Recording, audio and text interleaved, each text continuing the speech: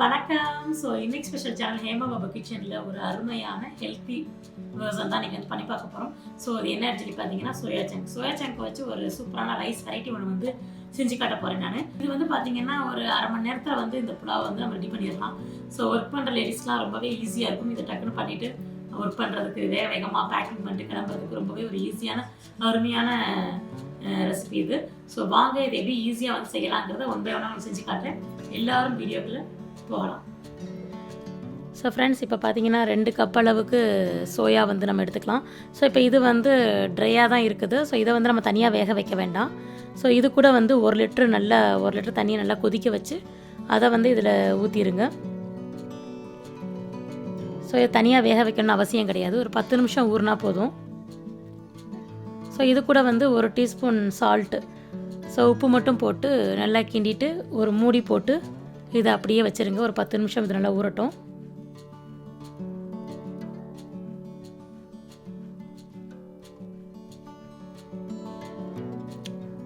So இப்போ பார்த்தீங்கன்னா 2 cup அளவுக்கு பாஸ்மதி ரைஸ் வந்து கழுவி எடுத்திருக்கேன். இது கூட ஒரு 500 ml தண்ணி எடுத்திருக்கேன். இந்த தண்ணியை தான் நம்ம வந்து ரைஸுக்கு பின்னாடி சேர்க்க போகிறோம்.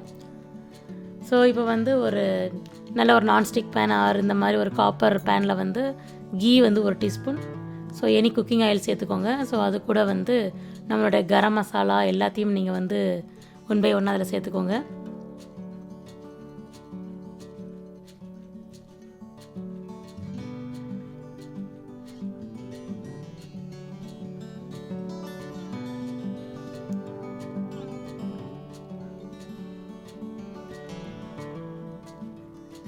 ஸோ அதில் பிரியாணி இலையை மட்டும் கொஞ்சம் கசக்கி போடுங்க, அப்போ தான் நல்லா ஃப்ளேவர் இறங்கும் இதில்.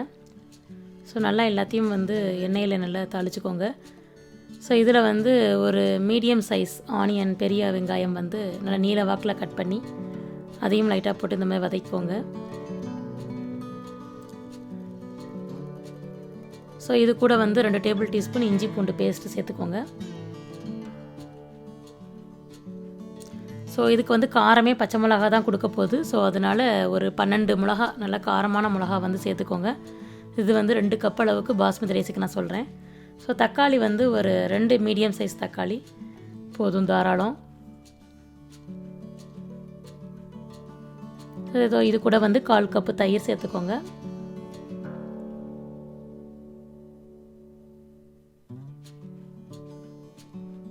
இது கூட கொஞ்சம் மஞ்சத்தூள், ஒரு 1/4 டீஸ்பூன் மஞ்சப்பொடி, ஸோ 2 டீஸ்பூன் வந்து கரம் மசாலா. ஸோ அவ்வளோதான். இது கூட வந்து நம்ம மல்லிப்பொடி, மிளகாப்பொடி எதுவுமே சேர்க்க போகிறது கிடையாது. அவ்வளோதான், கரம் மசாலா மட்டும் தான் அதனோட ஃப்ளேவர் கொடுக்கும். ஸோ இப்போ இது கூட பார்த்திங்கன்னா ஒரு கைப்பிடி அளவுக்கு புதினா, கொத்தமல்லி 2 சேர்த்துக்கோங்க. ஸோ அதையும் நல்லா வதக்கிக்கோங்க. ஸோ இப்போ வந்து நம்ம ஊற வச்ச சோயாவை வந்து நல்லா கையில் நல்லா புழிஞ்சு அதையும் இதோடு சேர்த்துக்கோங்க. ஸோ நல்லா ஃப்ளேவர் வந்து கொஞ்சம் நல்லா சோயாவில் இறங்குற அளவுக்கு சும்மா ஒரு 5 நிமிஷம் மட்டும் லைட்டாக கிண்டி விட்டுக்கோங்க. ஸோ நல்லா ஓரளவுக்கு இறங்கிடுச்சு. ஸோ இப்போ வந்து நம்ம அரிசி ஊற வச்சோம் இல்லையா, அந்த தண்ணியவே தான் இப்போ நான் வந்து இதுக்கு ஊற்ற போகிறேன். ஸோ 2 கப்பு பாஸ்மதி ரைஸ்னாலே இப்போ 3 கப் அளவுக்கு தண்ணி, அந்த ஊற வச்ச தண்ணியை அப்படியே நான் எடுத்துக்கிறேன் நான். ஸோ அந்த தண்ணி நல்லா ஃப்ளேவர் நல்லா கொடுக்கும் உங்களுக்கு, நம்மளோட பிரியாணியோ இது பண்ணாலும். ஸோ இப்போ இதில் வந்து 2 கப்பு அரிசிக்கு 3 கப் அளவுக்கு தண்ணி ஊற்றிருக்கோம். ஸோ தேவையான அளவு உப்பு சேர்த்துக்கோங்க. ஸோ இப்போ நல்லா இதை கிண்டிட்டு ஒரே ஒரு கொதி மட்டும் வர்ற மாதிரி வச்சுக்கோங்க. ஸோ இப்போ அரிசி இதோட சேர்த்து நல்லா கிண்டி விட்டுக்கோங்க.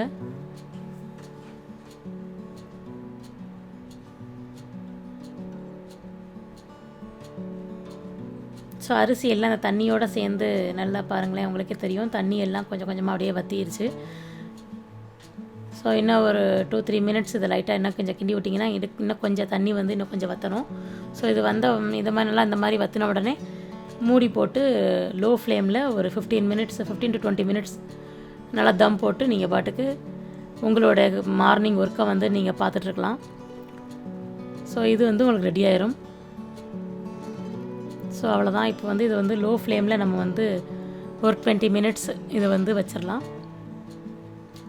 ஸோ ஆஃப்டர் 20 மினிட்ஸ் கழித்து பார்த்திங்கன்னா பாருங்கள் எவ்வளோ சூப்பராக நம்மளுடைய சோயா புலாவ் வந்து அவ்வளோ சூப்பராக வந்து ரெடி ஆயிடுச்சு. நல்லா அருமையாக வந்துருக்குங்க எல்லாமே. ஸோ நல்ல வாசனையும் நல்லா இருக்குது. ஸோ நல்லா இது ரெடி ஆயிடுச்சுங்க. ஸோ இப்போ இதுக்கு வந்து சைடில் வந்து தயிர் பச்சடி வந்து இன்றைக்கி பண்ணிக்கலாம். ஸோ தயிர் பச்சடிக்கு வந்து ஒரு க்ளீன் பவுலில் 1 கப் அளவுக்கு கெட்டி தயிர் நல்லா எடுத்துக்கோங்க. ஸோ இதில் வந்து புதினாவும் கொத்தமல்லியும் கொஞ்சம் போட்டிருக்கேன் நான். கொஞ்சம் கருவேப்பிலை, ஒரு கைப்பிடி அளவுக்கு கேரட், கொஞ்சம் தக்காளி, ஒரு கைப்பிடி அளவுக்கு வெங்காயம், ஸோ தேவைக்களவு உப்பு, ஸோ மிளகு பொடி கொஞ்சம் வந்து இதில் போட்டுக்கோங்க.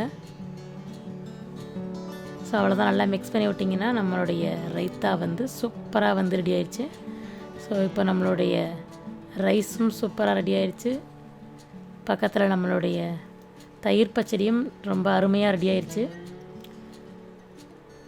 ஓகே ஃப்ரெண்ட்ஸ், ஸோ ஃபைனலாக நம்மளோட சோயா புலாவ் வந்து எவ்வளோ அழகாக வந்து ரெடி ஆயிடுச்சு. நீங்களே பார்த்தீங்க, அருமையாக இருக்குங்க. டேஸ்ட் ரொம்ப நல்லா இருக்குது, பயங்கர வாசனையாகவும் இருக்குது. 30 மினிட்ஸில் நம்மளுடைய சோயா புலாவ் வந்து எவ்வளோ அழகாக அருமையாக ரெடி ஆயிடுச்சுன்னு பார்த்தீங்க நீங்களே. ஸோ இதே மாதிரி நீங்களும் செஞ்சு குழந்தைகளுக்கும் கொடுத்து நல்ல ஹெல்த்தியாக வந்து ஒரு டின்னர் ஒரு லஞ்ச் கொடுத்த ஒரு திருப்தியோடு நீங்களும் செஞ்சு பாருங்கள். செஞ்சு பார்த்து ஃபேமிலியோட என்ஜாய் பண்ணுங்கள். ஸோ இப்போ நாங்கள் என்ஜாய் பண்ண போகிறோம். ஸோ உங்களுக்கு இந்த வீடியோ பிடிச்சிருந்தா லைக் பண்ணுங்கள், ஷேர் பண்ணுங்கள், கமெண்ட் பண்ணுங்கள். மறக்காமல் இன்னைக்கு ஸ்பெஷல் சேனல் ஹேமா பாபு கிச்சனை சப்ஸ்கிரைப் பண்ணுங்கள். ஸோ பக்கத்தில் இருக்க பெல் பட்டனையும் லைட்டாக அடிச்சு விட்டிங்கன்னா உங்களுக்கு அடுத்தடுத்து நான் போட போகிறேன் நியூ வீடியோஸ் எல்லாமே வந்து உங்களுக்கு வந்துக்கிட்டே இருக்கும். Okay guys, thanks for watching my video. See you all in my next video. Bye.